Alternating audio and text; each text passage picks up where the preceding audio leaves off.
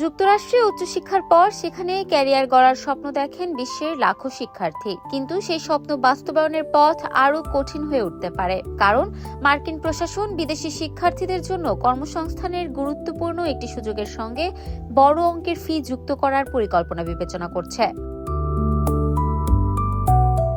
The Wall Street জার্নালের এক প্রতিবেদনে বলা হয়েছে, প্রেসিডেন্ট ডোনাল্ড ট্রাম্পের প্রশাসন অপশনাল প্র্যাকটিক্যাল ট্রেনিং বা ওপিটি কর্মসূচিতে অংশ নিতে বিদেশি শিক্ষার্থীদের জন্য $1 লাখ ফি আরোপের প্রস্তাব নিয়ে আলোচনা করছে। ওপিটি এমন একটি কর্মসূচি যার মাধ্যমে মার্কিন বিশ্ববিদ্যালয় থেকে স্নাতক সম্পন্ন করা আন্তর্জাতিক শিক্ষার্থীরা ছাত্র ভিসায় যুক্তরাষ্ট্রে 1 থেকে 3 বছর পর্যন্ত কাজ করার সুযোগ পান। বিশেষ করে বিজ্ঞান, প্রযুক্তি, প্রকৌশল ও গণিত STEM বিষয়ে পড়াশোনা করা শিক্ষার্থীরা দীর্ঘ সময় এই সুবিধা ভোগ করতে পারেন।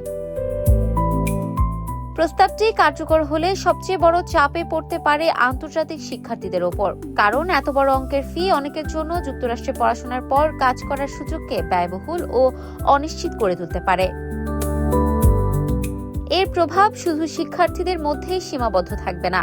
বিদেশি শিক্ষার্থীদের ওপর নির্ভরশীল মার্কিন বিশ্ববিদ্যালয় এবং আন্তর্জাতিক স্নাতকদের দক্ষ জনবল হিসেবে নিয়োগ দেওয়া সিলিকন ভ্যালি ও ওয়াল স্ট্রিটের বিভিন্ন প্রতিষ্ঠানও এর প্রভাব অনুভব করতে পারে।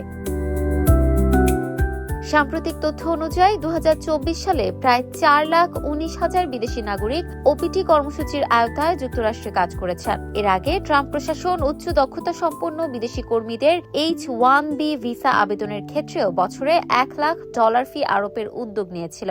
তবে গত সপ্তাহে একটি মার্কিন আপিল আদালত সেই সিদ্ধান্ত কার্যকর হওয়া সাময়িকভাবে স্থগিত রাখে।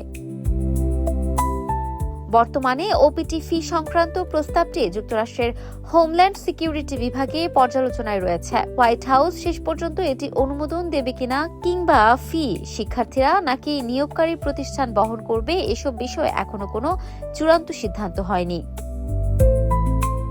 ইফাত আর আইরিন, ক্যাম্পাস টাইমস।